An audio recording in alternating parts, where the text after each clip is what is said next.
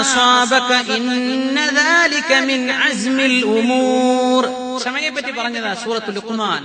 വസ്ബിർ അലാ മാ അസാബക ഇന്ന ദാലിക മിൻ അസ്മിൽ ഉമൂർ. അടുത്തത് വലമൻ സബറ വഗഫറ ഇന്ന ദാലിക ലമിൻ അസ്മിൽ ഉമൂർ. രണ്ടാമത് പറഞ്ഞു കൊടുത്തൊരു ല കൂടിയിട്ടുണ്ട്. മിൻ അസ്മിൽ ഉമൂർ ആദ്യത്തിലുണ്ട്, ഇവിടെ വന്നപ്പോ ലമിൻ അസ്മിൽ ഉമൂർ. എന്തിനാണ് ഒരു ലാമ്? അല്ലാഹുവിന്റെ വചനങ്ങളിൽ ഏറെയില്ല. അല്ലാഹുവിന്റെ വചനങ്ങളിൽ ആശയപ്പൊരുത്തമല്ലാതെ അല്ലാഹു വാക്കുകളെ ഭംഗിയാക്കാൻ വേണ്ടി അർത്ഥശൂന്യമായ വാക്ക് അല്ലാഹു ഉപയോഗിക്കില്ല. ഇത് പരിശുദ്ധ ഖുർആനാണ്. എന്താ ഇവിടെ പറഞ്ഞത്? ക്ഷമിക്കുകയാണ്. ലുഖ്മാൻ അലൈഹിസ്സലാം പറയുന്നു, ഈ ചർച്ചകളിലൂടെ ഇസ്ലാം നൽകുന്ന സന്ദേശത്തിന്റെ ചില ഭാഗങ്ങൾ നമ്മൾ ചർച്ച ചെയ്യുകയാണ്. അതിന്റെ ഇടയിലൂടെ ക്ഷമിക്കാൻ പറയുന്നു. അല്ലാഹു നമുക്കൊക്കെ അല്ലാഹു ക്ഷമ നൽകുമാറാകട്ടെ. അസുഖം വരും, ക്യാൻസറാണ് നമ്മൾ കേൾക്കും. അല്ലാഹു ക്ഷമ നൽകുമാറാകട്ടെ. രോഗികൾക്ക് അല്ലാഹു ശിഫ നൽകുമാറാകട്ടെ. നമ്മുടെ ശരീരത്തിന് വരുന്ന അസുഖങ്ങളും പ്രയാസങ്ങളും ഇതിൽ നമുക്ക് ആരോടെങ്കിലും ദേഷ്യം തോന്നും? ആരോടാ പകരം വീട്ടുക? അല്ലാഹു തന്നതല്ലേ, ഞാൻ ക്ഷമിക്കാം. ആ ക്ഷമക്ക് വലിയ കനം വേണ്ട. കാരണം ആരോടും പകരം ചോദിക്കാനില്ല. നേരെ മറിച്ച് വേറെ ഒരാൾ ഒരു പണി ചെയ്തു, നിങ്ങളുടെ വാരിയെല്ലാം പൊട്ടിപ്പോയി, നിങ്ങൾ വിടുവോ? ഇല്ല. നിങ്ങളുടെ പൈസ എന്തെങ്കിലും വാങ്ങിച്ചിട്ട് ഒരാൾ മുങ്ങിക്കളഞ്ഞു, നിങ്ങൾ പറയില്ലേ ഞാൻ പൊരുത്തപ്പെട്ട് കൊടുക്കൂല?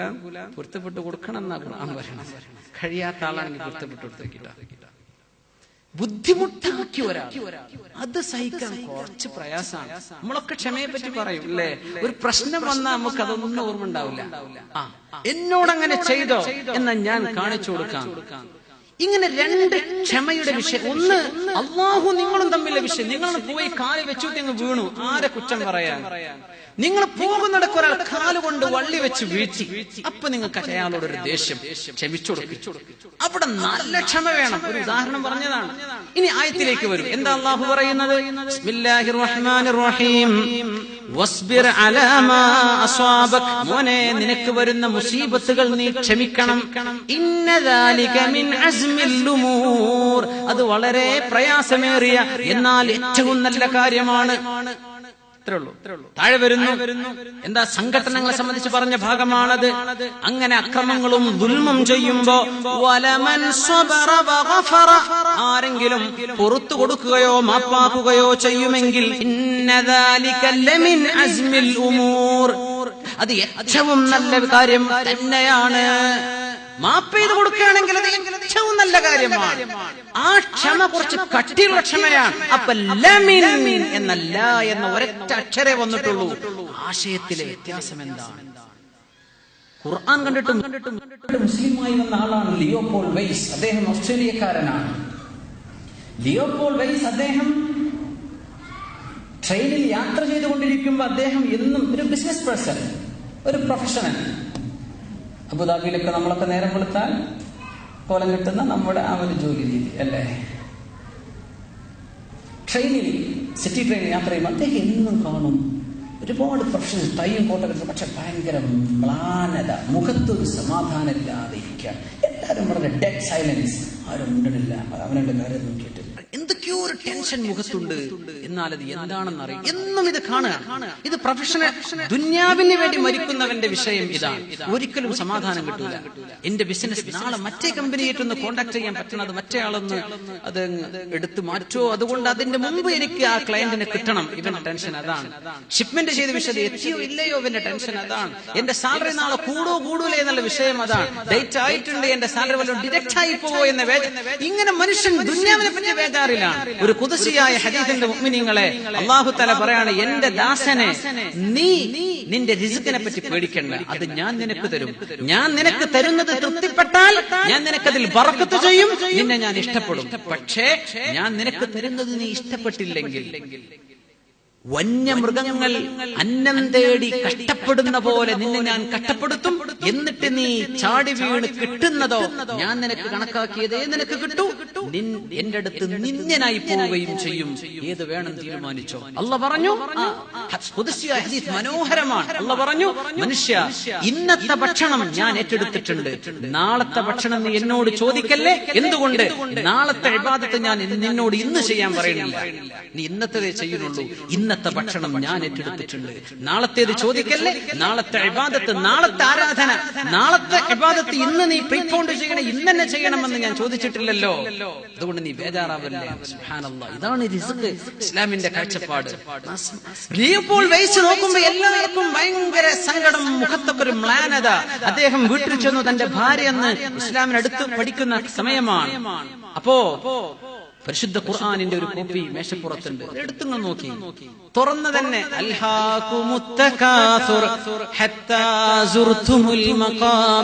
സമ്പത്ത് വേണം, സമ്പത്ത് വേണം എന്ന ചിന്തയിൽ, ഉണ്ടാക്കണം ഉണ്ടാക്കണം, പോരാ പോരാ എന്ന ചിന്തയിൽ നിങ്ങൾ മരണം വരെ ഈ ചിന്തയിൽ അക്ഷമനായി കഴിഞ്ഞുകൂടുകയാണല്ലേ. ഇതിനാണോ വന്നത്? സമ്പത്ത് പോരാ പോരാ എന്ന ചിന്ത, ഇതല്ലേ നിന്നെ അലോസരപ്പെടുത്തുന്നത് എന്ന് ചോദിക്കുന്ന സൂറത്തു തകാസുർ. കണ്ടപ്പോഴാ ലിയോപോൾ വെയ്സ് അല്ലാഹുവേ ദൈവമേ എന്ന് അയാൾ വിളിച്ചു. ഇതാണല്ലോ ഞാൻ അന്വേഷിക്കുന്നത്. എല്ലാവരുടെയും പ്രശ്നം ഇതാണ്. റിസ്ക് നീ ഏറ്റെടുത്തിട്ടുണ്ടെങ്കിൽ, എന്റെ സസ്റ്റനൻസ് ആൻഡ് പ്രൊവിഡൻസ് നിന്റെ കയ്യിലാണെങ്കിൽ ഞാൻ എന്തിന് ടെൻഷൻ അടിക്കണം? അങ്ങനെ മുസ്ലിമായി ഇന്ന് അദ്ദേഹം അറിയപ്പെടുന്നത് മുഹമ്മദ് അസദ് എന്നാണ്. ദ റോഡ് ടു മക്ക എന്ന പുസ്തകം എഴുതി മക്കയിലേക്കുള്ള പാത, തന്റെ ഇസ്ലാമിലേക്കുള്ള പാതയെ വെട്ടിത്തെളിയിച്ച ജേർണലിസ്റ്റ് ആണ് ലിയോപോൾ വെയ്സ്. ഇന്നറിയപ്പെടുന്ന എന്താണ്? Muhammad Asad. 1970-കളിൽ ഇംഗ്ലണ്ട് കണ്ട പോപ്പ് ഗായകനാണ് കാറ്റ് സ്റ്റീവൻസ്. കാറ്റ് സ്റ്റീവൻസ് ലോകം കണ്ട അന്നത്തെ 1970-കളിലെ പോപ്പ് സിംഗറാണ്. ആരാണ് ഈ പോപ്പ് ഗായകൻ? അദ്ദേഹം മൊറോക്കോയിൽ വന്നപ്പോൾ ഒരിക്കൽ ബാങ്ക് കേൾക്കുന്നുണ്ട്. അദ്ദേഹം മ്യൂസിക്കുമായി, നിങ്ങൾക്കറിയാം ഒരു പോപ്പ് ഗായകന്റെ ജീവിതത്തിൽ എന്താ ദുനിയാവിൽ കിട്ടാത്ത സുഖം എന്താണ്? എല്ലാം ആസ്വദിച്ച് ജീവിക്കുന്നു. നമ്മൾ ചെറുപ്പക്കാരൊക്കെ മ്യൂസിക്കും ചെവിയിൽ വെച്ച് നടക്കുമ്പോൾ ഞാൻ ചിന്തിച്ചു പോകാറുണ്ട്, അല്ലാഹ്, ഖുർആന് കയ്യിലുള്ള ഒരു സമൂഹം അതുപേക്ഷിച്ച് മ്യൂസിക് ചെവിയിൽ വെക്കണോ? സുബ്ഹാനല്ലാഹ്. അദ്ദേഹം എന്ന് ചോദിച്ചു, ഇതെന്താണ്? ബാങ്ക് ആദ്യമായിട്ട് കേൾക്കുകയാണ്, ഇതെന്താന്ന് ചോദിച്ചു. അപ്പോ കൂടെയുള്ള ഒരാൾ പറഞ്ഞു, this is music for God. ഇത് ദൈവത്തിന് വേണ്ടിയുള്ള മ്യൂസിക്കാണ്. മ്യൂസിക് ഫോർ ഗോഡ് അങ്ങനുണ്ടോ? Music for money, music for fame, music for fun, ഇതൊക്കെ എനിക്കറിയാം. ദൈവത്തിന് വേണ്ടി ഒരു മ്യൂസിക്കോ? അവിടെ ഒരു അദ്ദേഹത്തിൽ ചിന്ത തുടങ്ങാണ്. ആ ബാങ്കിന്റെ വചനം ഹദീസിൽ വന്ന നബിതങ്ങൾക്ക് സ്വപ്നദർശനം വന്ന വഹീന്റെ വചനമാണ്. അതിനും ചില ചലനങ്ങൾ സൃഷ്ടിക്കാൻ കഴിയും.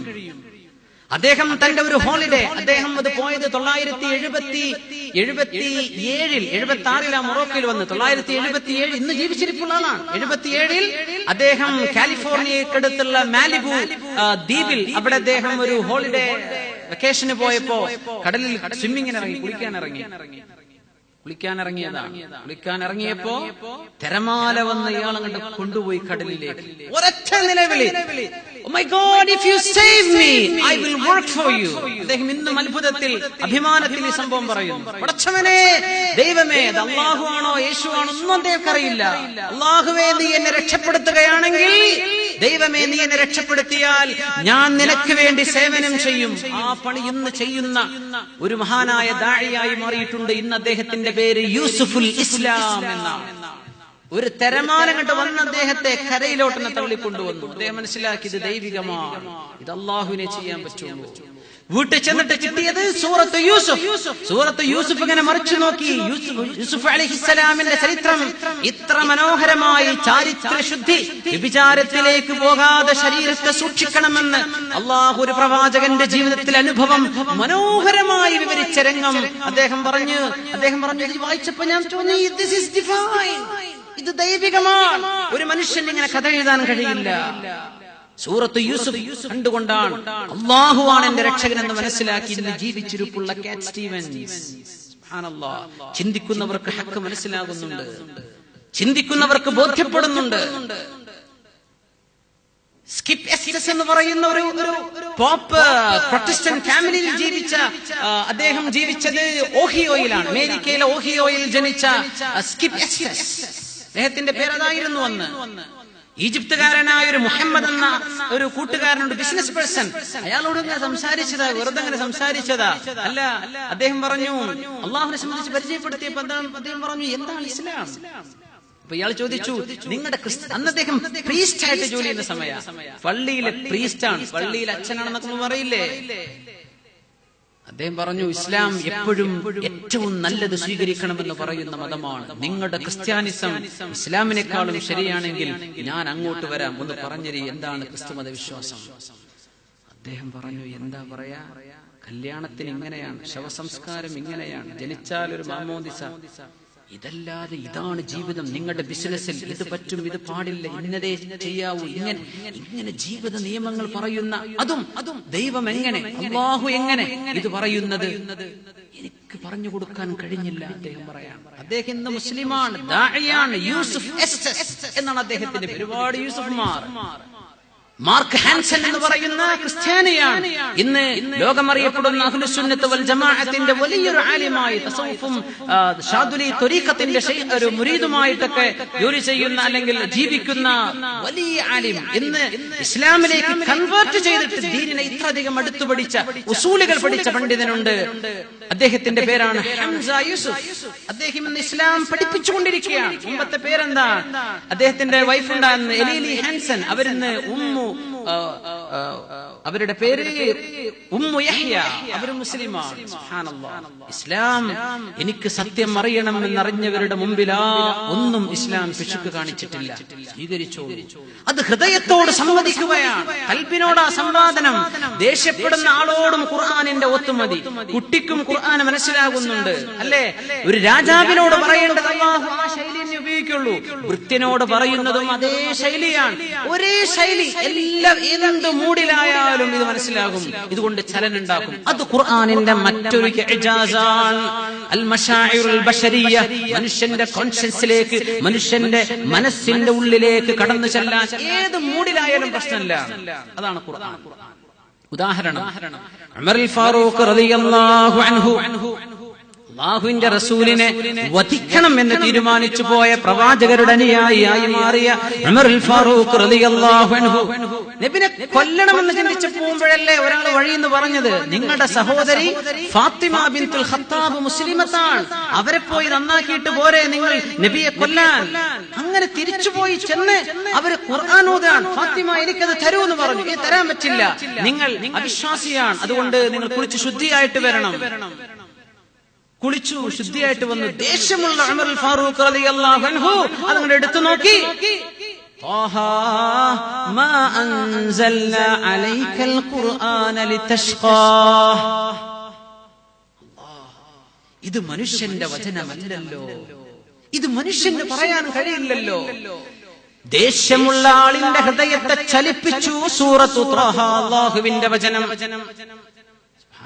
ഫുദൈൽ ഇബ്നു ഇയാദ് റളിയല്ലാഹു അൻഹു കൊള്ള സംഘത്തിന്റെ നേതാവായിരുന്ന, കൊള്ള സംഘം പൈറേറ്റ്സ്, അവരുടെ നേതാവായിരുന്ന ഫുദൈൽ ഇബ്നു ഇയാദ് എന്നവരാണ് ഒരു വീട്ടിൽ നിന്ന് മോഷണം നടത്തി മോഷണ വസ്തുവുമായി മതിൽ ചാടി കടക്കുമ്പോഴാണ് തൊട്ടടുത്ത കൂരയിൽ നിന്നൊരു പെണ്ണിങ്ങനെ ഓതിയത്, അലം യഅനി ലില്ലദീന ആമനു അൻ തഖ്ശഅ ഖുലൂബുഹും ലിദിക്രില്ലാഹ്.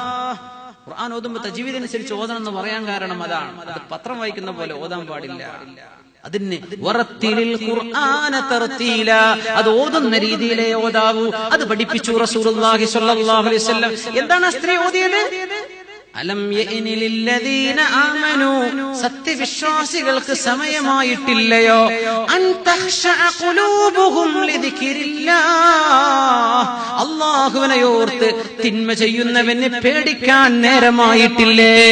ഇത് കേട്ടപ്പോഴാണ് ബലാ ഖദ് ആന യാ റബ്ബ്, അല്ലാഹുവേ സമയമായി പടച്ചവനെ എന്നെ സ്വീകരിച്ചാലുമെന്ന് കൊള്ളപ്പണി നിർത്തിവെച്ച് വലിയൊരു ആലിമായി മാറി എന്ന് ഫുദൈൽ ഇബ്നു ഇയാദ് റളിയല്ലാഹു അൻഹു.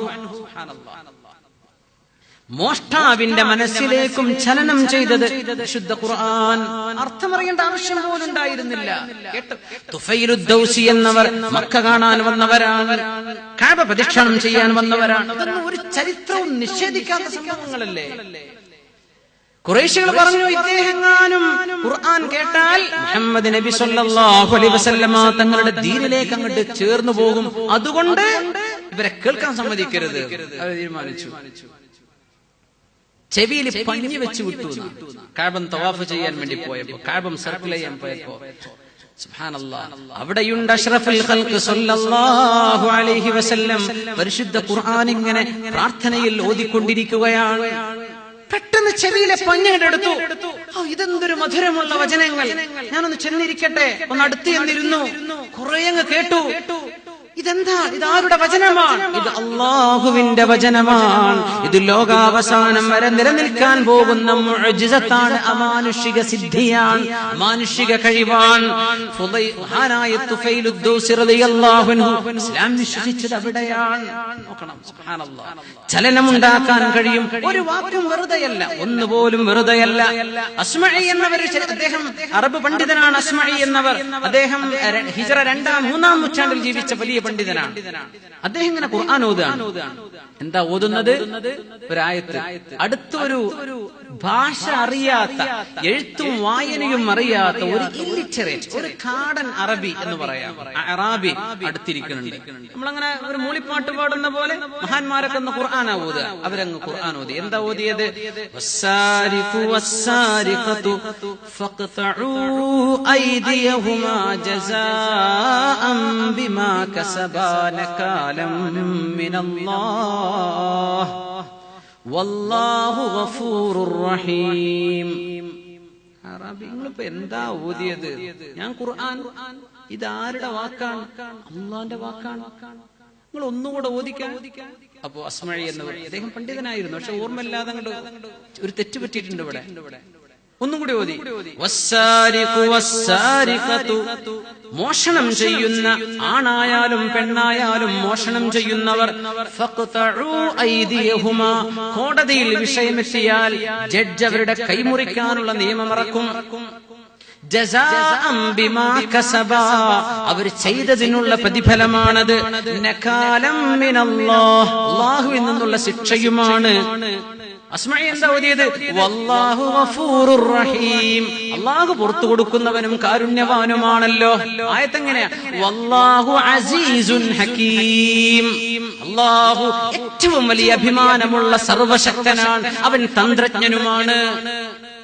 അല്ലാഹു ഗഫൂറുർ റഹീം. നമുക്ക് പോലും ചില ആയത്തിന്റെ അവസാനം എന്താ ഇങ്ങനെ തോന്നുന്നു, അതിനൊക്കെ അർത്ഥമുണ്ട് അവിടെ.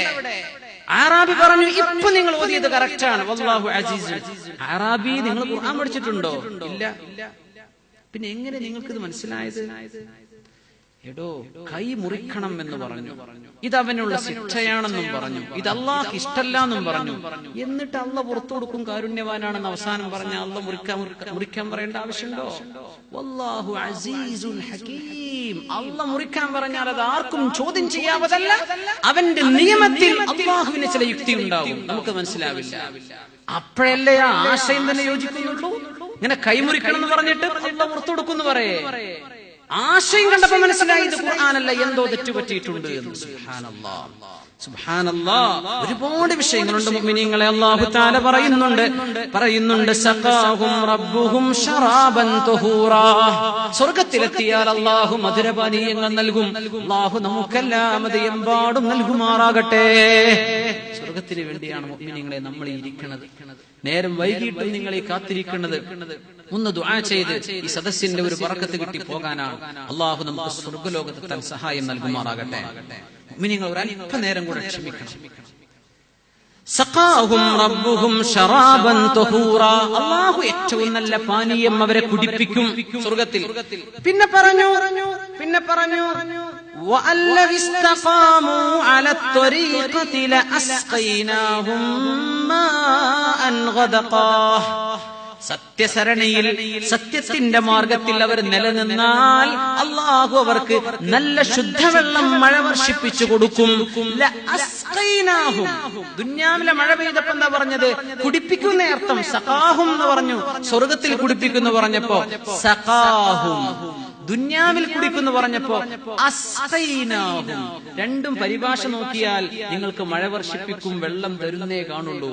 അറബിയിലേക്ക് വന്നാൽ സഖാ എന്ന് പറഞ്ഞ കുടിപ്പിച്ചു, ഒരധ്വാനല്ലാതെ കുടിപ്പിക്കുന്ന. എന്തെങ്കിലും കുടിക്കണമെന്ന് തോന്നുമ്പോഴേക്കും വായിലേക്ക് വരികയായി സ്വർഗത്തിൽ. തേടിപ്പോവേണ്ട ആവശ്യമില്ല. എന്താഗ്രഹിക്കുന്നുവോ അതങ്ങ് എത്തിക്കഴിഞ്ഞു. ഒരു പഴങ്ങ തിന്നണ ഒരു ഫ്രഷ് ആയിക്കോട്ടെ, അത് മുമ്പിലേക്ക് വന്ന് നിൽക്കുന്നു. ഇതാണ് സ്വർഗം എന്ന് പറഞ്ഞിട്ടുണ്ട് അല്ലാഹു തആല. അപ്പൊ പറഞ്ഞു സഖാഹും, അല്ലാഹു കുടിപ്പിച്ചു. ആ വാക്കിൽ പ്രയാസമില്ലാതെ കുടിപ്പിച്ചു എന്നർത്ഥം. അസ്ഖൈനാഹും, അസ്ഖാ എന്ന് പറഞ്ഞാലും കുടിപ്പിച്ചു എന്നാ. പക്ഷെ അതിൽ അക്ഷരം കൂടുമ്പോ അർത്ഥം കൂടും. ഒരു പ്രയാസം വരും അവിടെ. എന്തേ? മഴ വർഷിച്ചു, മഴ, കിണറ്റിലുണ്ട് വെള്ളം, കിണറ്റിൽ നിന്ന് കോരിയെടുക്കണം. പുഴയിലുണ്ട് വെള്ളം, പോയി നീ കൊണ്ടുവരണം. ഈ അനക്കം ദുന്യാവിൽ വേണം. ഒരു അധ്വാനല്ലേ കിടക്കട്ടെ. അസ്ഖൈനാഹും, ഇവിടത്തെ കുടിപ്പിക്കൽ തന്നെ. പക്ഷെ നിന്റെ ഭാഗത്ത് നിന്ന് കുറച്ചൊരു അനക്കം കൂടെ വേണ്ടി വരും. സുബ്ഹാനല്ലാഹ്, ഇത് വന്നത് ആ ഒരു ഹംസയുടെ ആ ഒരു പ്രയോഗമാണ്. അപ്പൊ ഖുർആന്റെ പ്രയോഗത്തിൽ ഒന്നുപോലും ഇതിൽ കുറെ വിഷയങ്ങളുണ്ട് മുഅ്മിനീങ്ങളെ. ഒന്നുകൂടെ പറഞ്ഞ് അറബ് ഭാഷ നിർത്തി നമ്മൾ മറ്റു ചർച്ചയിലേക്ക് വരും. ഫൈനലി അവസാനം ഒരു വിഷയം, നമുക്കൊക്കെ സംശയം തോന്നുന്നൊരു വിഷയം, പ്രത്യേകിച്ച് ഖുർആൻ മനഃപ്പാഠമാക്കുമ്പോൾ നമുക്ക് വസ്വാസ് വരും. ഇത് എങ്ങനെയാണ് ആ പ്രയോഗം? ഒന്നിങ്ങനെയാണ്, ബിസ്മില്ലാഹിർ റഹ്മാനിർ റഹീം. മക്കളെ കൊല്ലരുത് എന്നാ പറയുന്നത്. ഭ്രൂണഹത്യ ചെയ്യരുത്. അതിന് പലർക്കും പല കാരണങ്ങളാണ്. പെണ്ണ് വേണ്ടാന്ന് ചിന്തിക്കുന്നവരങ്ങനെ, ദാരിദ്ര്യം, കുട്ടികളെ എണ്ണം കൂടിയിട്ട് ഞാനങ്ങ് കുഴങ്ങിപ്പോകുമെന്ന് ചിന്തിക്കുന്നവരങ്ങനെ. രണ്ടിനും ഖുർആൻ ഒരു ഭാഗം പഠിപ്പിച്ചു. എന്താണ്? അതിങ്ങനെയാണ്, ബിസ്മില്ലാഹിർ റഹ്മാനിർ റഹീം. വലാ തഖ്തുലൂ ഔലാദകും മിൻ ഇംലാഖ്. ദാരിദ്ര്യം കാരണം മക്കളെ കൊല്ലരുതേ. ദാരിദ്ര്യം കാരണം മക്കളെ കൊല്ലരുത്. നഹ്നു നർസുഖുകും വഇയ്യാഹും. നിങ്ങൾക്ക് ഭക്ഷണം തരുന്നത് നാമാണ്, ആ മക്കൾക്കും ഭക്ഷണം കൊടുക്കുന്നത് നാമാണ്. ഇനി വലാ തഖ്തുലൂ ഔലാദകും ഖശ്യത ഇംലാഖ്. ദാരിദ്ര്യം വരുമോ എന്ന് പേടിച്ച് നിങ്ങൾ മക്കളെ കൊല്ലല്ലേ. നഹ്നു നർസുഖുഹും വഇയ്യാകും. അവർക്കും നിങ്ങൾക്കും നമ്മളാണ് ഭക്ഷണം തരുന്നത്. ഇവിടെ ഭക്ഷണം തരുന്നു പറഞ്ഞപ്പോ ആദ്യം പറഞ്ഞു കൊടുത്ത് ദാരിദ്ര്യം കാരണം പറഞ്ഞു നിങ്ങൾക്കും പിന്നെ മക്കൾക്കും. ദാരിദ്ര്യം പേടിച്ചു കൊല്ലല്ലേ, അവർക്കും നിങ്ങൾക്കും. എന്തിനായി മാറ്റ വ്യത്യാസം? എന്തേ അങ്ങോട്ടും ഇങ്ങോട്ടും മാറ്റിയത്? അറബിയിലെ ദമീറാൻ. അറബ് ഭാഷ അറിയുന്നവർക്ക് ഇത് ശരിക്കും ആസ്വദിക്കാൻ കഴിയും. എന്താണത്? ദാരിദ്ര്യം ഉണ്ടാകുമ്പോ നമ്മുടെ ആദ്യത്തെ കൺസേൺ എന്താ? പഠിച്ചോനെ ഞാൻ കുടുങ്ങി പോകുമെന്ന് നോക്കുക. പിന്നെയാണ് മക്കൾ. പേടിക്കല്ലേ, നിങ്ങൾക്ക് ഞാനാ ഭക്ഷണം തരുന്നത്, മക്കൾക്കും. അതുകൊണ്ട് ദാരിദ്ര്യം കാരണം നീ കൊല്ലല്ലേ. ദാരിദ്ര്യം ഉണ്ട് കയ്യിൽ, അതുകൊണ്ട് നിന്റെ ചിന്ത നിന്റെ ഭക്ഷണമാണ്, അത് ഞാൻ തരും, മക്കളുടേതും ഞാൻ തരും, മക്കളെ കൊല്ലല്ലേ. സുബ്ഹാനല്ലാഹ്. ദാരിദ്ര്യം വരുമോന്ന പേടി. ഇപ്പൊ ദാരിദ്ര്യമൊന്നുമില്ല, പക്ഷെ ഒരു 4 മക്കൾ അങ്ങോട്ട് ജനിച്ചാൽ എന്റെ സമ്പത്ത് കുറയോ, 4 കുട്ടിനെ കല്യാണം കഴിച്ചാൽ പിന്നെ എന്റെ ഗൾഫിലെ സമ്പാദ്യമൊക്കെ പോയി പോകോ എന്ന് പേടിയുണ്ടെങ്കിലും കൊല്ലല്ലേ. അവിടെ നിന്റെ പേടി മക്കള് ജനിച്ചാൽ അവര് എന്റെ സമ്പത്ത് കൊണ്ടുപോയി എന്നിൽ നിന്ന് അവരെടുത്തു പോയാൽ പിന്നെ എനിക്കുണ്ടാവില്ലല്ലോ. അവിടെ പേടിക്കല്ലേ. വരാൻ പോകുന്ന മക്കൾക്ക് ഞാൻ കൊടുക്കും. നിന്റെ റിസ്ക് അല്ല അവരുടേത്. നിന്റെ ഭക്ഷണം ഒട്ടും കുറയൂല. അവര് നിന്റേത് എടുക്കാൻ പോകുന്നില്ല. അവർക്ക് ഞാൻ വേറെ തന്നെ കൊടുക്കും. അവർക്കും ഞാൻ കൊടുക്കും, നിനക്കും ഞാൻ തരും. സുബ്ഹാനല്ലാഹ്. ദാരിദ്ര്യം പേടിച്ചപ്പോ വരാൻ പോകുന്നവരെ പറ്റി ആദ്യത്തെ പ്രശ്നം, അത് ഞാൻ കൊടുക്കും, പിന്നെ എന്തിനാ നീ പേടിക്കും, നിനക്കും ഞാൻ തരും. ദാരിദ്ര്യം ഉണ്ടായപ്പോ പറഞ്ഞു നിനക്ക് ഞാൻ തരും, അവർക്കും ഞാൻ തരും, മക്കളെ കൊല്ലല്ലേ. സുബ്ഹാനല്ലാഹ്. ഇനി ഖുർആനിന്റെ ഈ പ്രയോഗങ്ങൾ അല്ലാഹു തആല പരിശുദ്ധ ഖുർആൻ ഇന്ന് 21-ാം നൂറ്റാണ്ടിൽ നമ്മുടെ മുമ്പിൽ നിൽക്കുകയാണ്. ഇവിടെ നിന്നാണ് അല്ലാഹുവിന്റെ വചനം സയൻസിന്റെ ലോകത്ത് അല്ലേ, ചന്ദ്രനിലും ചൊവ്വയിലും എത്തി നോക്കുന്ന മനുഷ്യന്റെ മുമ്പിലാണ് ഈ പരിശുദ്ധ വചനങ്ങൾ ഇങ്ങനെ നിൽക്കുന്നത്. അറബ് ഭാഷ ഞങ്ങൾക്കറിയില്ലല്ലോ, പേർഷ്യൻ ഭാഷക്കാരാണല്ലോ ഞങ്ങൾ ഇംഗ്ലീഷ് സംസാരിക്കുന്നവരാണ്, ഞങ്ങൾ തമിഴ് സംസാരിക്കും, ഞങ്ങൾക്ക് എന്താ ഈ അറബ് ഭാഷന്റെ സാഹിത്യം പറഞ്ഞു ഉസ്താദ്, ഞങ്ങൾക്ക് മനസ്സിലാവില്ലല്ലോ. ഇരിക്കട്ടെ, നിങ്ങൾക്ക് മനസ്സിലാകുന്നതും ഇവിടെ വേറെയുണ്ട്. ഖുർആൻ കൈകാര്യം ചെയ്യുന്ന വിഷയങ്ങൾ ഒരുപാടാണ്. ഭാഷയുടെ ഭാഗം ഒരു പിടി പഠിക്കാനുണ്ട്. ഈ സദസ്സിൽ ഞാൻ പറഞ്ഞ നിങ്ങൾക്കത് മടുപ്പുളവാക്കും. അതുകൊണ്ട് ഞാൻ അത് മാറ്റി, പണ്ഡിതന്മാർ വിദ്യാർത്ഥികൾ മാത്രമുള്ള ഒരു സദസ്സിൽ നമ്മൾ ഒരുപാട് ചർച്ച ചെയ്യേണ്ട വിഷയമാണ് ഖുർആനിന്റെ ബലാഗത്ത് എന്താണ്. പക്ഷേ ചിന്തിക്കുന്ന സമൂഹത്തിന് മുമ്പിലാണ് നമ്മളുള്ളത്. ഖുർആൻ എന്ത് പറഞ്ഞു? ഇന്ന് മനുഷ്യന് ബോധ്യപ്പെട്ട ഒരു പിടി വിഷയങ്ങളെ അല്ലാഹു ചർച്ച ചെയ്തിട്ടുണ്ട്. എന്നിട്ട് അല്ലാഹു പറയുന്നത്, നിന്റെ രക്ഷിതാവ് ഖുൽ ഹുവല്ലാഹു അഹദ്, അവൻ ഒരുവനാണ്. അല്ലാഹു സ്വമദ്, എല്ലാവർക്കും അല്ലാഹുവിനെ വേണം, അല്ലാഹുവിന് ആരെയും വേണ്ട തന്നെ. അങ്ങനത്തെ സ്വമദാണ് അല്ലാഹു. ലം യലിദ് വലം യൂലദ്, അവൻ പ്രസവിച്ചിട്ടില്ല, അവൻ പ്രസവിക്കപ്പെട്ടവനും അല്ല. ഒരു കൂട്ടം സ്വഹാബികൾ ഇങ്ങനെ ഇരുന്ന് നബി തങ്ങൾ പോകുമ്പോ ഇങ്ങനെ എന്തോ ഭയങ്കര ചർച്ചയാണ്. നബി ചോദിച്ചുവല്ല, നിങ്ങൾ എന്താ ചർച്ച ചെയ്യുന്നത്? ഞങ്ങൾ അള്ളാനെ പറ്റി ചർച്ച ചെയ്യാം. പറഞ്ഞ് അള്ളാനെപ്പ ആരാ പടച്ചത്, അള്ളാഹുപ്പ എങ്ങനെ ഉണ്ടായത്? സല്ലല്ലാഹു അലൈഹി വസല്ലം തങ്ങൾ പറഞ്ഞു ഏറ്റവും നല്ല മറുപടി, തഫക്കറൂ ഫീ ഖൽഖില്ലാഹ് വലാ തഫക്കറൂ ഫില്ലാഹ്. അല്ലാഹുവിന്റെ സത്ത എന്താണ് എന്ന് നിങ്ങൾ ആലോചിച്ച് തലപുണ്ണാവേണ്ടതില്ല. അല്ലാഹുവിന്റെ സൃഷ്ടികളെ സംബന്ധിച്ച് മനസ്സിലാക്കി നിങ്ങൾക്ക് കിട്ടുന്ന വിവരം അത് അല്ലാഹുവിനെ സംബന്ധിച്ചുള്ള വിവരമാണ്. എങ്ങനെ? 99 പരിശുദ്ധ നാമങ്ങൾ അല്ലാഹു നമ്മെ പഠിപ്പിച്ചു. അല്ലാഹുവിന് അതിലേറെയുമുണ്ട്. ഈ പരിശുദ്ധ നാമങ്ങളൊന്നും എല്ലാം ഓരോന്നോരോന്ന് പരിശോധിച്ചാൽ അല്ലാഹു ആരാണെന്ന് മനസ്സിലായി. നിങ്ങൾ പറഞ്ഞു, പിശാച് നിങ്ങളുടെ മുമ്പിൽ വരും, നിന്നെ പടച്ചതാരാ? ഇന്നാൾ. അയാളെ പടച്ചത് ഇന്നാൾ. പോയി അല്ലാഹുവിനെ ആര് പടച്ചു? അങ്ങനെ ചോദിക്കും. അതുകൊണ്ട് അവിടെ എത്തുമ്പോ നീ പറയണം, ആമൻതു ബില്ലാഹി വറസുലി, അല്ലാഹുവിലും അവന്റെ പ്രവാചകന്മാരിലും ഞാൻ വിശ്വസിച്ചേ എന്ന് പറഞ്ഞ് ചർച്ച നീ അവസാനിപ്പിക്കുക. എന്തുകൊണ്ട്? ലൻ തഖ്ദിറു ഖദറ, അത് മനസ്സിലാക്കാൻ നിന്റെ ഈ ബ്രെയിനിന്റെ കപ്പാസിറ്റി ഇല്ല. അത് അല്ലാഹു നാളെ മനസ്സിലാക്കി തരും, നാളെ കാണിച്ചു തരും. എന്തിനാ പേടിക്കുന്നത്? അല്ലാഹു നിന്റെ ബ്രെയിനിന്റെ കപ്പാസിറ്റി ഇതാണ്. നമുക്ക് ഇന്നത്തെ പ്രശ്നം ഇതാണ്. കണ്ണിന് പരിധിയുണ്ടോ? ഉണ്ട്. ഈ ചുമരിന്റെ അപ്പുറത്തെ നമ്മൾ കാണുന്നുണ്ടോ? ഇല്ല. ഏതെങ്കിലും ഒരാളുടെ കയ്യിൽ ഒരു ഡിവൈസ് ഉണ്ട്, അവിടെ ഒരു ക്യാമറ ഉണ്ട്, നമ്മൾ തൊട്ടടുത്തിരിക്കും, നമ്മൾ കാണുന്നില്ല. പക്ഷെ അപ്പുറത്ത് നടക്കുന്ന അയാൾ തന്റെ മൊബൈലിൽ വീഡിയോയിൽ കണ്ടുകൊണ്ടേയിരിക്കുകയാണ്. ഒരു റൂം അടച്ചിടുന്നു, നമ്മൾ എന്തെങ്കിലും കേൾക്കുന്നുണ്ടോ? ഒന്നും കേൾക്കുന്നില്ല. പെട്ടെന്ന് റേഡിയോ ഓൺ ചെയ്തു, ശബ്ദങ്ങൾ വരാൻ തുടങ്ങി. TV ഓൺ ചെയ്തു, ചിത്രങ്ങൾ വരാൻ തുടങ്ങി. ഇതൊക്കെ എവിടെ? ഇത് ഈ വായുവിൽ തന്നെ ഉണ്ട്. വായുവിൽ എല്ലാം ഉണ്ട്. പക്ഷേ ഈ ഒരു ഡിവൈസ് അല്ലാഹു കയ്യിൽ തന്നപ്പോ കാണാൻ പറ്റി. പക്ഷെ നമ്മുടെ ചെവി കൊണ്ട് കേൾക്കുന്നില്ല. പക്ഷെ ഒരു സാധനം ഉപയോഗിച്ചപ്പോൾ കേൾക്കാൻ പറ്റി. കാഴ്ചക്ക് കാണുന്നതിന് പരിധിയുണ്ടെങ്കിൽ അല്ലാഹു നൽകുന്ന ഒരു വസീല കൂടാതെ അത് സാധ്യമല്ലെങ്കിൽ, കാതുകൊണ്ട് കേൾക്കുന്ന ശബ്ദങ്ങൾക്ക് പരിധിയുണ്ടെങ്കിൽ മനുഷ്യന്റെ ബുദ്ധിക്കും പരിധിയുണ്ട് എന്ന് പഠിപ്പിക്കുകയാണ് അല്ലാഹു സുബ്ഹാനഹു വ തആല. അവിടെയല്ലേ മനുഷ്യൻ അല്ലാഹുവിന് കീഴൊതുങ്ങുന്നുള്ളൂ. അല്ലാഹുവിന് കീഴൊതുങ്ങാത്ത മനുഷ്യന്റെ ചിന്ത എന്താണ്? പടച്ചോൻ അത്ര വലിയ ആളോ, ഞാൻ അത്ര മോശക്കാരനോ? ഈ അഹങ്കാരമാണ് ദൈവമില്ല എന്ന് മനുഷ്യനെ കൊണ്ട് പറയിപ്പിച്ചത്. അല്ല, എനിക്ക് മനസ്സിലാവാത്തത് ഒരുപാട് ഇവിടെയുണ്ട്, എത്രയോ ഉണ്ട്, ഒരുപാടുണ്ട്. എങ്ങനെയാ നമുക്ക് ഇക്ലി ഉണ്ടാകുന്നത്? എന്താ പറയാ തന്നെ, ടിക്ലിംഗ്.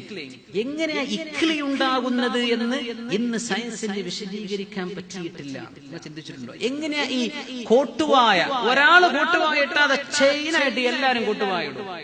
എന്താണ് ഇവിടെ സംഭവിച്ചത്? ഒരു സ്ക്രീനിൽ ഒരാൾ കോട്ടുവായ ഇടുന്നത് കണ്ടാൽ കാണുന്ന മനുഷ്യന് കോട്ടുവായ വരും. എന്തേ കൂടെ സംഭവിച്ചത്? ഇന്ന് സയൻസിന് മനസ്സിലാക്കി തരാൻ പറ്റിയിട്ടില്ല. അത്ഭുതങ്ങളുടെ അല്ലാഹു അടുത്ത തലമുറക്ക് മനസ്സിലാക്കി കൊടുക്കും. നമുക്ക് കിട്ടാത്ത പലതും അതേ ആയത്തിൽ നിന്ന് അവർക്ക് മനസ്സിലാവുകയും ചെയ്യും. അതാണ് ഖുർആനിന്റെ ദൗത്യം. അല്ലാഹു തആല അവന്റെ പരിശുദ്ധ വചനങ്ങളിൽ പറയുകയുണ്ടായി, വതറൽ ജിബാല തഹ്സബുഹാ ജാമിദ, ഈ വാക്കുകൾ മുഹമ്മദ് മുസ്തഫ സ്വല്ലല്ലാഹു അലൈഹി വസല്ലം തങ്ങൾ ഉണ്ടാക്കിയതാണെന്ന് എങ്ങനെ പറയാൻ കഴിയും? നബി തങ്ങൾ അക്ഷരാഭ്യാസം നേടിയിട്ടില്ലല്ലോ, അത് ചരിത്രത്തിനറിയാം, അത് സത്യമാണ്. നബി തങ്ങൾ എഴുത്തും വായനയും പഠിച്ചില്ല. എന്നിട്ട് എന്തായി പറയുന്നത്? വതറൽ ജിബാല തഹ്സബുഹാ ജാമിദ, പർവ്വതങ്ങളെ നിങ്ങൾ കാണുന്നില്ലേ? കാണുമ്പോൾ ചലിക്കാതെ നിൽക്കുന്നതായിട്ട് തോന്നുന്നു, അല്ലേ? വഹിയ തമുറു മർറസ്സഹാബ്, മേഘങ്ങൾ പോകുന്ന പോലെ പർവ്വതങ്ങൾ ചലിക്കുന്നുണ്ട്. സുൻഅല്ലാഹില്ലദീ അത്ഖന കുല്ല ശൈ, ഇത് അല്ലാഹുവിന്റെ സൃഷ്ടിപ്പാണ്. സുബ്ഹാനല്ലാഹ്. നമുക്കും തോന്നുന്നു പർവ്വതം ചലിക്കുന്നില്ല, അല്ലേ? നമ്മുടെ ഇസ്ലാമിക് സെന്റർ അടക്കം, ബുർജ് ഖലീഫ അടക്കം, എല്ലാ ലോകത്തെ നഗരങ്ങളിലെ സർവമാന ബിൽഡിങ്ങുകളും വാഹനങ്ങളും എല്ലാം കൊണ്ട് ഭൂമി എന്ന നമ്മുടെ പേടകം, അല്ലാഹു നമ്മെ വശിപ്പിച്ച ഭൂമി സഞ്ചരിക്കുന്നുണ്ട്. മുഅ്മിനെ, എത്രയാ വാഹനത്തിന്റെ സ്പീഡ് എന്നറിയുമോ? 1,08,000 കിലോമീറ്റർ ഒരു മണിക്കൂറിലെന്ന സ്പീഡിൽ ഈ ഭൂമി ചലിക്കുന്നുണ്ട് എന്ന് പ്രഖ്യാപിച്ചു അല്ലാഹു റബ്ബുൽ ഇസ്സത്ത് 1400 കൊല്ലങ്ങൾക്ക് മുമ്പ്. അന്ന് അവർക്ക് മനസ്സിലായില്ല, ഇന്ന് മനസ്സിലായി. എന്തേ? വതറൽ ജിബാൽ, പർവ്വതങ്ങളെ നോക്കുമ്പോ തഹ്സബുഹാ ജാമിദ, പർവ്വതം അവിടെ തന്നെയാണ്, അങ്ങനെ തോന്നുന്നു. വഹിയ തമുറു മർറസ്സഹാബ്, മേഘം പോകുന്ന പോലെ പോകുന്നു. നോക്കണം ഖുർആനിന്റെ ശൈലി. പർവ്വതം പോകുന്നു എന്ന് പറഞ്ഞാൽ പർവ്വതം നടക്കണില്ലല്ലോ. എങ്ങനെ മേഘം പോകുന്നത്? മേഘം അവിടെ നിൽക്കുന്നു. ആരാ കൊണ്ടുപോകുന്നത്? കാറ്റ് കൊണ്ടുപോവുകയാണ്. പർവ്വതം നീങ്ങണില്ല. പർവ്വതം നിൽക്കുന്നെങ്കിൽ, പർവ്വതം നീങ്ങണമെങ്കിൽ ഭൂമി നീങ്ങണം. ഭൂമിയെ നീക്കുന്നുണ്ട് അല്ലാഹു. എന്നിട്ട് പറഞ്ഞു സുൻഅല്ലാഹ്, ഇത് അല്ലാഹുവിന്റെ സംവിധാനമാണ്. അല്ലദീ അത്ഖന കുല്ല ശൈ, എല്ലാം he has perfection in his creation. മനോഹരമാണ്. നമ്മൾ എങ്ങനെ ഉണ്ടായതെന്ന് മാത്രം അറിഞ്ഞാൽ അത് മനസ്സിലാകും. ഇൻഷാ അല്ലാഹ് എംബ്രിയോളജി പഠിക്കേണ്ട ഒരു വിഷയമാണ്. നമ്മൾ എങ്ങനെ ഉണ്ടായത്? അല്ലാഹു പറഞ്ഞു സൂറത്തുൽ അലഖ്. മോറിസ് ബുക്കായി ഫ്രഞ്ചുകാരനാണ്. 998 മരിച്ചുപോയി. അദ്ദേഹം മുസ്ലിമാണ്. മുസ്ലിമാവാൻ ഒരൊറ്റ വാക്കാ കാരണം, അല്ലേ? അല്ലാഹു മനുഷ്യനെ പടച്ചത് അലക്കിൽ നിന്നാണ്. അലക്ക് എന്ന് പറഞ്ഞാൽ രക്തപിണ്ഡം. രക്തപിണ്ഡത്തിന് അലക്ക് എന്ന് പ്രയോഗിച്ചു, ഒട്ടിപ്പിടിക്കുന്നത് അലക്ക്. അട്ടക്കും പറയും അലക്. ഗർഭപാത്രത്തിൽ ഒട്ടിപ്പിടിക്കുന്ന ആ ഒരു രക്തപിണ്ഡം ഒരു അട്ടയുടെ ആകൃതി പോലുമുള്ള സാധനമാണ്. ഗർഭാശയത്തോട് ഒട്ടിപ്പിടിക്കുകയാണ്. അങ്ങനെ ദീൻ പഠിച്ച മഹാനായ പണ്ഡിതനായിരുന്നു മോറിസ് ബുക്കായി. അദ്ദേഹം മരിച്ചു 998. ഫ്രഞ്ചുകാരനാണ്. അലക്. ഭൂമി ചലിക്കും. നമ്മൾ അറിയുന്നുണ്ടോ ഭൂമിയുടെ ചലനം? എത്രയാ സ്പീഡ്? ഒരു സുബ്ഹാനല്ലാഹ്, നമുക്കൊക്കെ കിലോമീറ്ററിൽ 100, 150, 200 ഒക്കെ നമ്മൾ പിടിച്ചെന്ന് വരും. ഭൂമി പോകുന്നത് 1,08,000 കിലോമീറ്റർ പോകുന്നുണ്ട് ഒരു മണിക്കൂറിൽ. അങ്ങനെ 365 ദിവസവും 5 മണിക്കൂറും 48 മിനിറ്റും 45.51 സെക്കൻഡുകളുമായാൽ ഒരു കറക്കം പൂർത്തിയായി. സൂര്യന്റെ ചുറ്റുമുള്ള കറക്കം, സൂര്യനെ കേന്ദ്രബിന്ദുവാക്കി ഭൂമിയുടെ പോക്കാണ് ഈ പോക്ക്. മണിക്കൂറിൽ 1,08,000 കിലോമീറ്റർ വേഗതയിൽ. നമ്മൾ അറിയുന്നുണ്ടോ? ഒരു വാഹനം പോവുകയാണെങ്കിൽ എന്തൊരു സ്പീഡ്! നമ്മളങ്ങ് തെറിച്ചുപോയില്ലേ ഭൂമിയിൽ? നമ്മൾ അറിയുന്നുണ്ടോ എത്ര? അല്ലാഹു ലത്തീഫാണ്. അല്ലാഹുവിന്റെ 99 നാമങ്ങളിൽ ഒരു നാമം ലത്തീഫ്. അല്ലാഹുവിന്റെ സംവിധാനങ്ങൾ നിങ്ങൾക്ക് ഒരു പ്രയാസം പറ്റാതെ അല്ലാഹു ചെയ്യാം. നിങ്ങൾ അറിയുന്ന പോലുമില്ല. സുബ്ഹാനല്ലാഹ്. ഇത് പഠിപ്പിക്കുന്ന പരിശുദ്ധ ഖുർആൻ. ഇത് മനുഷ്യന്റെ വാക്കാണെങ്കിൽ എങ്ങനെ പറയാൻ കഴിയും? ഭൂമി സ്വയം കറങ്ങുന്നുണ്ട്. ഭൂമി സ്വയം കറങ്ങുന്നുണ്ട്. ആ ഒരു തിരിച്ചിൽ പൂർത്തിയാകുമ്പോഴാണ് നമ്മൾ ഇന്ന് രാത്രിയായി. നാളെ ഇതേ സമയമാകുമ്പോ ഭൂമി നമ്മെ കൊണ്ട് ഒന്ന് തിരിഞ്ഞു. ഈ തിരിച്ചിലിന്റെ സ്പീഡ് എത്രയാ ഭൂമിയുടെ ഉപരിമണ്ഡലത്തിൽ അനുഭവപ്പെടുന്നത്? 1600 കിലോമീറ്റർ പെർ അവർ. ഒരു മണിക്കൂറിൽ 1670 സ്പീഡ്. എവിടെത്തും അങ്ങനെ ഒരു പോക്ക് പോയാൽ ഈ ഭൂമി ഇതൊക്കെ എങ്ങനെ? This is by chance. How dare you talk like that? ഇതിങ്ങനെ ഉണ്ടായി എന്ന് എങ്ങനെ മനുഷ്യന് പറയാൻ കഴിയും? ആരാണ് ഇതിന്റെ അല്ലാഹ്? ഇതാണ് അല്ലാഹു എന്നല്ല പറയാ. എന്നിട്ട് നീ പറയാ by chance. Come on, tell me.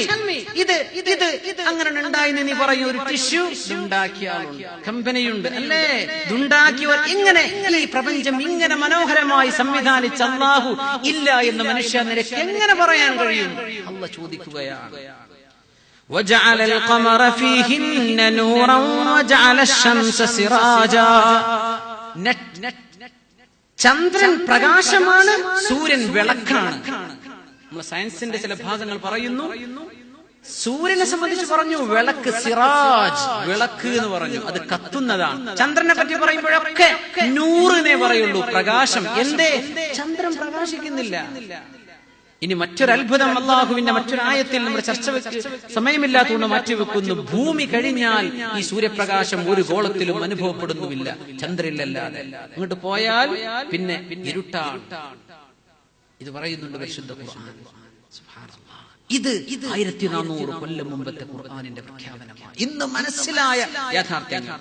എല്ലാ വസ്തുക്കളിലും ഇണകൾ. ഈ മൈക്ക് ഇതിന് ഉപയോഗിച്ചിട്ടുള്ള ഇരുമ്പിന്റെ ഓരോ പാണികളിലും അതിന്റെ ഓരോ ആറ്റത്തിന്റെ ഓരോ ഘടകങ്ങളിലും ഈ ശബ്ദം ഇവിടുന്ന് ഇലക്ട്രോ മാഗ്നറ്റിക് സിഗ്നലുകളായി കടന്നു പോകുന്ന ഈ ശബ്ദത്തിന്റെ ഓരോ ശബ്ദ വിതരണം ഈ വയറിലൂടെ പോകണമെങ്കിൽ കോടാനുകോടിക്കണക്കിന് ഇലക്ട്രോണുകളും പ്രോട്ടോണുകളും വർക്ക് ചെയ്യണം.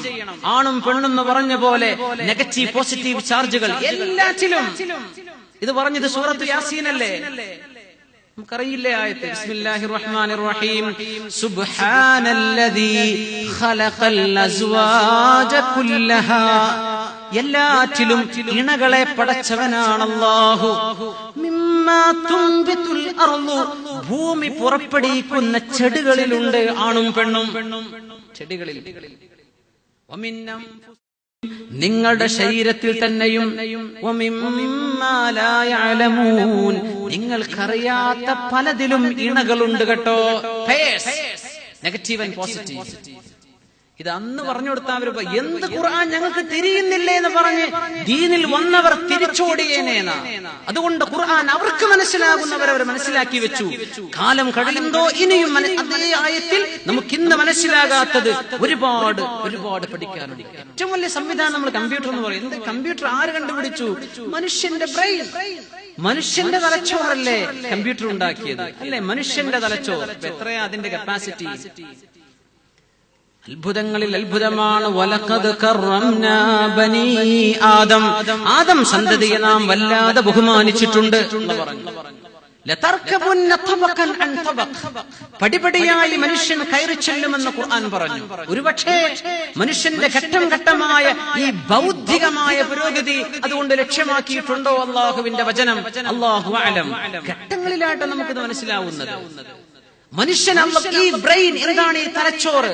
സുബ്ഹാനല്ലാഹ്. 2 കോടി വലിയ വോള്യങ്ങളുള്ള ഗ്രന്ഥങ്ങളിൽ മുഴുവനും എഴുതപ്പെട്ടത് സ്റ്റോക്ക് ചെയ്യാൻ നമ്മുടെ ബ്രെയിനിന്റെ സെല്ലുകൾക്ക് കഴിയുമെന്ന് ഇന്ന് സയൻസ് കണ്ടെത്തിയിരിക്കുക. 2 കോടി പുസ്തകങ്ങളെ. അതിന്റെ പേര് വായിക്കാൻ നമുക്ക് ജീവിതത്തിൽ സമയം ഉണ്ടാവും. അത് മുഴുവൻ സ്റ്റോക്ക് ചെയ്യാൻ ബ്രെയിനിൽ ഇടമുണ്ട്. എന്താ ബ്രെയിൻ? ശരീരകോശങ്ങളല്ലേ. എന്നിട്ട് അല്ലാഹ് പറയാൻ, നീയാണോ പറയുന്നത് അമ്മൻ ഖലഖസ് സമാവാതി വൽ അർദ്. ആകാശലോകങ്ങളെ പടച്ച ഞാൻ, നിന്നെ പടക്കാൻ എനിക്ക് എന്താ പ്രയാസം? മരിച്ചിട്ട് ഞാൻ ജീവിക്കോ? ഈ ആകാശലോകത്തെ പടച്ച എനിക്ക് നിന്നെ ഒന്ന് ജീവിപ്പിക്കാൻ എന്താണ് മനുഷ്യ പ്രയാസം? ഖുർആൻ വളരെ സരസമായി ചോദിക്കുന്നുണ്ട് ചില ഭാഗങ്ങളിൽ. സുബ്ഹാനല്ലാഹ്. മരിച്ചിട്ട് ദുനിയാവിലെ കർമ്മങ്ങൾക്ക് മറുപടി പറയാനുണ്ട് എന്ന് പഠിപ്പിക്കുകയാണ് പരിശുദ്ധ ഖുർആൻ. ഇവിടുത്തെ ജോലികൾ വെറുതെയല്ല. അല്ലാഹു ആകാശങ്ങളും ഭൂമികളും വെറുതെ പടച്ചതല്ല എന്ന് മസ്തിഷ്കത്തെ സംബന്ധിച്ചാ പറഞ്ഞ നമ്മൾ. വേദന പോകണമെങ്കിൽ ബ്രെയിൻ എന്ത് ചെയ്യണം? സ്വിച്ച് ഓഫ് ചെയ്യണം. അപ്പോഴേ നമ്മൾ ഓപ്പറേഷന് വിധേയമാകുക, അല്ലേ? ബ്രെയിൻ സ്വിച്ച് ഓഫ് ചെയ്താലേ നമുക്ക് വേദന അറിയാതിരിക്കും. പക്ഷെ നമ്മുടെ ബ്രെയിൻ, തലച്ചോറ് എന്ന് പറഞ്ഞ സാധനത്തിന് വേദനയില്ല. അത് കഷ്ണം മുറിച്ചാലും വേദന അറിയൂല. അല്ലാഹുവിന്റെ സൃഷ്ടിപ്പാണ്. തലച്ചോറ് കീറി മുറിഞ്ഞാലും മനുഷ്യന് വേദന വരില്ല. തൊലിപ്പുറത്ത് വേദന, തലച്ചോറിന് വേദന എന്ന സാധനമില്ല. പക്ഷേ നമുക്ക് വേദന അറിയാതിരിക്കണമെങ്കിൽ തലച്ചോറ് ഉറങ്ങണം. അപ്പോഴാണ് അനസ്തേഷ്യ ചെയ്തു എന്ന് പറയാം.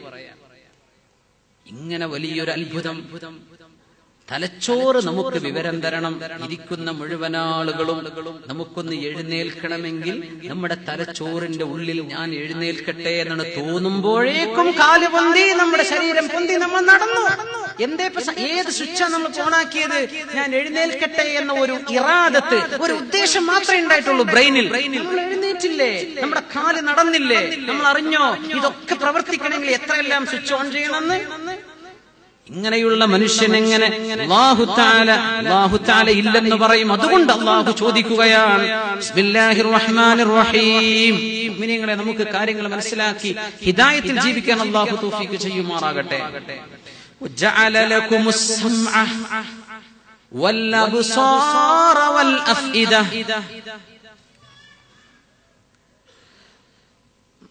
മഹാനായ നസീം ബാക്കവി ഉസ്താദ് ഇവിടെ ഉണ്ട്. ഒരു അല്പം ഖിറാഅത്ത് മനോഹരമായി കേട്ടിട്ടേ നമ്മൾ പിരിയാവൂ എന്ന ഒരു വലിയ ആഗ്രഹത്തിലാണ്. ഇൻഷാ അല്ലാഹ് നമ്മൾ വളരെ വൈകാതെ നിർത്താൻ പോവാണ്. ക്ഷമിക്കണം മുഅ്മിനീങ്ങളെ, നീണ്ടുപോവുകയാണെങ്കിൽ. അല്ലാഹു പറഞ്ഞു, വജഅല ലകുമുസ് സമഅ, കേൾവി തന്നില്ലേ അല്ലാഹ്, വൽ അബ്സാർ, കാഴ്ചകൾ. കേൾവി ഒന്ന്, കാഴ്ചകൾ, ഒരുപാട് കാഴ്ച. വൽ അഫ്ഇദ, ഹൃദയങ്ങളും തന്നില്ലേ അല്ലാഹു നിങ്ങൾക്ക്. എന്തിന്? ലഅല്ലകും തഷ്കുറൂൻ. എല്ലാവരും ഒന്ന് ഉച്ചത്തിൽ അൽഹംദുലില്ലാഹ് എന്ന് പറയണം. അൽഹംദുലില്ലാഹ്, അല്ലാഹുവേ നിനക്ക് സ്തുതി. ഈ ഒരു വാക്ക് ആകാശ ലോകങ്ങൾ നിറയാൻ പര്യാപ്തമാണ്.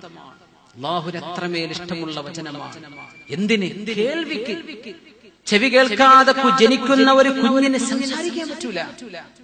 ചെവി, കാഴ്ച, ഹൃദയം എന്ന് പറഞ്ഞിടത്തൊക്കെ ആദ്യം പറയാം അല്ലാഹു കേൾവിയാ പറയാ. അത് ഏകവചനമായിട്ടാ പറയാ. നമ്മൾ എന്തെല്ലാം ഒരുപാട് ആളുകൾ നോക്കുന്നില്ലേ? നമ്മളൊക്കെ നോക്കുന്നത് വ്യത്യസ്ത കാര്യങ്ങളാ. പക്ഷെ നമ്മൾ കേൾക്കുന്നത് ഒന്നേയാ. ഒന്ന് ഈ പറയുന്നത് നമ്മൾ കേൾക്കുന്നത്. പക്ഷെ നിങ്ങളൊക്കെ എന്തെല്ലാം കാണുന്നുണ്ടാകും ഇവിടെ. നമ്മുടെ ഒക്കെ കാഴ്ചകളാണ്. അപ്പൊ അല്ലാഹു പറയും അബ്സാർ. പക്ഷെ കേൾവി ഒന്നേ കേൾക്കാൻ കഴിയും. അത് നമ്മൾ കേൾക്കണ്ടെന്ന് വിചാരിച്ചിട്ടും കാര്യമല്ല. ഇവിടെ 10 ആള് സംസാരിക്കുന്നുവെങ്കിൽ 10 നമ്മൾ കേൾക്കും. ഒറ്റ കേൾവി എല്ലാവർക്കും അതന്നെ കേൾക്കുക. ഞാൻ ഇഷ്ടപ്പെട്ട ആളത് മാത്രം കേൾക്കട്ടെ, ആരതാണോ ഒച്ചുള്ളത് അത് എല്ലാവരും കേൾക്കും. അതുകൊണ്ട് കേൾവി ഒന്നാണ്.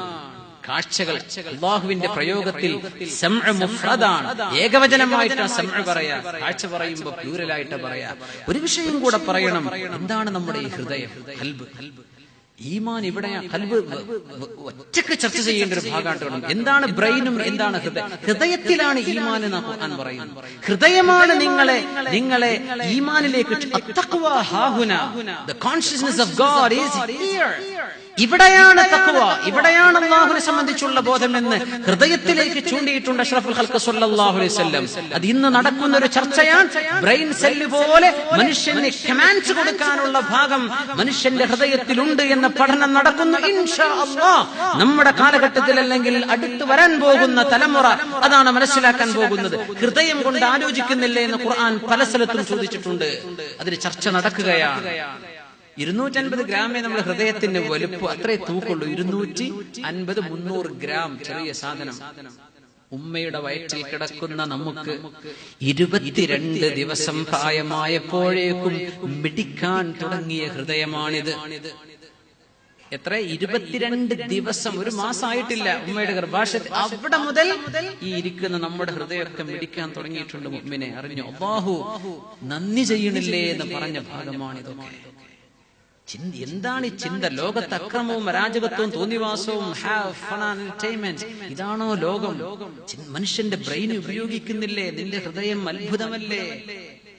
22 ഇനി മരിക്കോളം വർക്ക് ചെയ്യും. നമ്മൾ ഉറങ്ങുമ്പോഴാണ് ഹൃദയം ഉറങ്ങിയാൽ പറയും ഹാർട്ട് അറ്റാക്ക് ആയി. അല്ലാഹു ഫുജ്അത്തുൽ മൗത്തിൽ നമുക്ക് കാത്തുരക്ഷിക്കുമാറാകട്ടെ. ഒറ്റ മിനിറ്റിൽ 72 പ്രാവശ്യം ഹൃദയം പമ്പ് ചെയ്യാണ്. സ്പന്ദനം 72 ടൈംസ് പെർ മിനിറ്റ്. ഒരു മിനിറ്റിൽ 72. ഒരു മിനിറ്റിൽ 60 സെക്കൻഡേ ഉള്ളൂ. 72 പ്രാവശ്യം ഹൃദയം മിടിച്ചു. അപ്പൊ ഒരു മിടിപ്പിന് 1 സെക്കൻഡ് പോലും വേണ്ട. 1 സെക്കൻഡിൽ താഴെ മതി. 0.32 0.32 സെക്കൻഡ്. ഒരു സെക്കൻഡിൽ പകുതിയിലും താഴെ സമയം കൊണ്ട് ഒരു മിടിപ്പ് വരും. ആ മിടിപ്പിന്റെ ഇടയിൽ കുറച്ചൊരു ഗ്യാപ്പ് ഉണ്ട്. അത് 0.48.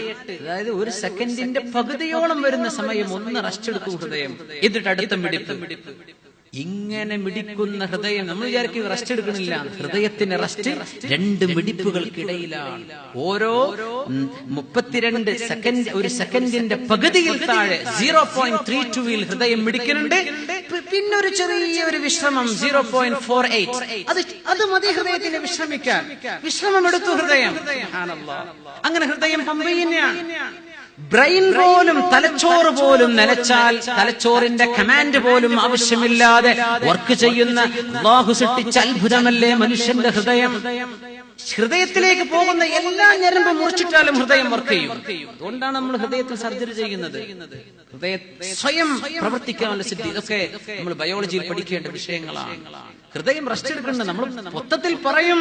ഹൃദയം ജന്മം 22ാമത്തെ ആ ദിവസം മുതൽ മരിക്കുവോളം മരണ സെക്കൻഡ് വരെ പോകുന്നതാണ്. സുബ്ഹാനല്ലാഹ്. ഇടയ്ക്ക് വിശ്രമം. അങ്ങനെ വന്നാൽ 70 വയസ്സ് വരെ ജീവിച്ച ഒരു മനുഷ്യനിൽ ഹൃദയം മിടിച്ചത് 27 വർഷമാണ്.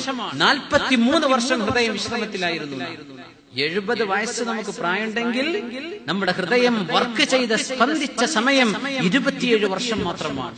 ആ 70 വർഷത്തിൽ 43 വർഷവും ഹൃദയം റെസ്റ്റില. എന്തായി റെസ്റ്റ്? 2 മിടിപ്പിന്റെ ഇടയിലെ കുറച്ചു നേരം മൂടി പുറച്ച് ഉറങ്ങണില്ല. ഉറങ്ങിയ നമ്മൾ മരിച്ചു. അല്ലാഹു ചോദിക്കുന്നു, ലഅല്ലകും തഷ്കുറൂൻ.